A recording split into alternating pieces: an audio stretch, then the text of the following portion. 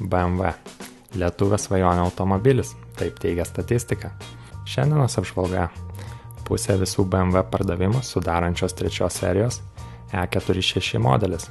Prieš keliolika metų sukurtas E46 dizainas iki šiol traukia pirkėjo akį. Iš vienos pusės konservatyvios klasikinės dizaino linijos, iš kitos, galima sakyti, magiškai sukuriamas galios ir sportiškumo įspūdis. Lygiai tas pats salone, viskas lyg minimalistiška ir paprasta, bet įspūdį palieka didesnį už daugumą super automobilių. Apgalvota viskas, net tokie gali pasirodyti juokingi dalykai, kaip durelių atidarimo garsas ar radijos mygtuko paspaudimo atoveiksmis. Bet būtent dėmesys kiekvienai smulkmenai ir sudaro kokybės papildomos vertės įspūdį. O BMW mėgsta smulkmenas. Šalia įprastų dalykų klimato kontrolės, kondicionieriaus, langų šildymo ir elektrinių veidrodėlių rasime daug malonių niekučių, kaip automatinis salonas, lenkščio apšvietimas naktį, automatinis radijos garso reguliavimas, automatinis priminimas apie tepalo keitimą, likusius kilometrus iki serviso patikrinimo. Ir mano mėgstamiausias navarotas – langų atidarimas karštą vasaros dieną prieš įsėdant į automobilį. Automatinis uždarimas užrakinus duris, o naujesnių metų modeliai gali pasigirti net tokiais stebuklais, kaip automatinis šeimininko identifikavimas ir durelių bagažinės atidarimas be raktelio. Dar vienas didžiulis privalumas – super patogios sėdynės. Galima reguliuoti aukštį, pasvirimą, atstumą iki vairo, net pačios sėdynės ilgį. Maloniausia, kad net būdamas 2 metrų ūgio gali laisvai tilpti prie vairo ir dar lieka daugybė vietos. Tik to pačio nepasakysi apie sėdynės gale, bet tikras BMW yra coupe, ne vaikučiam ir ne bulvių maišam vežioti skirtas. Pirmiausias tokio automobilio tikslas yra vairavimo malonumas.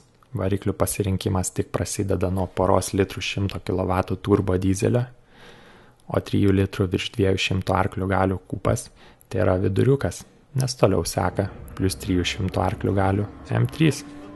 Pastarasis E46 modelis iki šiol vadinamas vienu geriausių 3 serijos BMW. Iš vis, vienu maloniausių vairuoti visų laikų automobilių.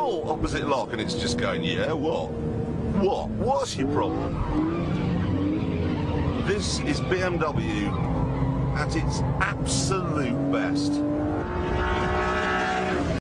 Žemas svorio centras, preciziškas valdymas, paskutinis modelis su hidrauliniu vairo stiprintuvu ir mechaninė greičių dėže. Užmiesčio vingiuotam keliuke cypia padangos, virsta automobiliai. Štai su BMW 3 tos pačius posūkius 90 km/h greičiu įveikti yra ne tik juokas, bet ir vienas malonumas. Vairas leidžia pajusti viską, ką daro automobilis, o tai padeda lengvai ir tiksliai įveikti kiekvieną posūkį.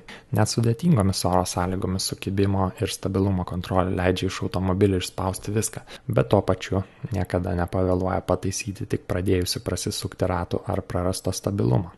Abies vėl geriausiai mano bandyti bet kokiam automobilyje. Niekada neįsikiš per anksti, bet niekada neleis į ratam praslysti. Bet brangu tokį automobilį išlaikyti. Nežinau. Taip, geresnis 10 metų senumo E46 coupe kainuoja panašiai kaip naujas biudžetinis automobilis, bet tokį poros litrų sedaną galima įsigyti vos nuo 10 000 litų. Draudimas brangesnis, o eksploatacija įprastai važinėjimo motociklu, tai sakau, kad BMW nusipirkau taupyti. Kadangi automobilis turi daug visokio elektronikos smulkmenų, tai perkant reiktų jas visas pabandyti.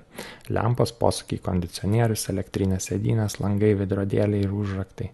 O kažką pakopotų sugadinti galėtų nebent visiškas debilas, kuris važinėja be kuro ar pamiršo įsipilti aušinimo skysčio.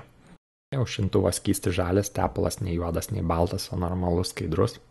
Variklis neskleidžia jokių neaiškių švilpimo, barškėjimo garsų.